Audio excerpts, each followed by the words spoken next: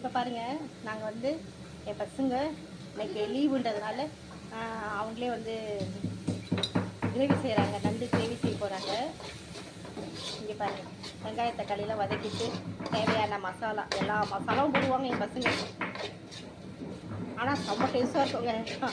ஒரு நாள் செஞ்சால் கூட செம்மையாக இருக்கும், நாக்கில் நிற்கும் அந்த டேஸ்ட், அந்தளவுக்கு செய்வாங்க. செம்மையாக இருக்குங்க. ஒரே ஒரு நாள் லீவு டைமில் மட்டும்தான் செய்வாங்க. ஆனால் செஞ்சாலும் வந்து அடுத்த இது அவங்க சமையல் பண்ணுற வரையும் அந்த டேஸ்ட் அப்படியே நாக்கில் ஒட்டும், அந்தளவுக்கு டேஸ்ட்டாக இருக்கும். இன்றைக்கி வந்து நாங்கள் நண்டு கிரேவி தான் செய்ய போகிறோம். இது நல்லா இந்த ராஸ்மல் போகிற அளவுக்கு வதக்குங்க. வதக்கிட்டு டிஸ்டர்பன்ஸ் கொடுக்குறேன் அவங்களுக்கு, அதனால் நான் தள்ளிக்கிறேன். இப்போ பாருங்கள், சிம்மில் வச்சிடறேன். சரி, போடு.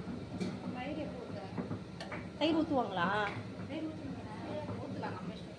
கொஞ்சமாக ஊற்றுமா? கொஞ்சமாக ஊற்று. டேஸ்ட் தித்தி போயிடும்.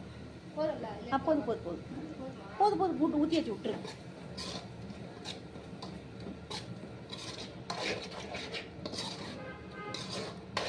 துளி இருந்தால் பிடிச்சிக்கோ. மிளகு தான் இல்லை. நான் மிளகாய் துளி எல்லாத்தையும் போட்டு அரைச்சிட்டேன். உப்பு கம்மியா?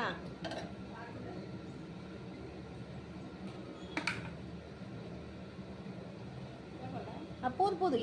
ரெண்டே தானே இருக்கு, போதும்.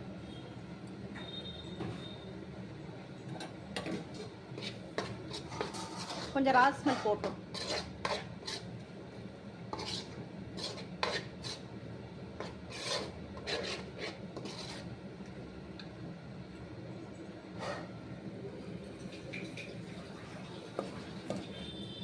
இதுதாங்க நண்டு கிரேவி.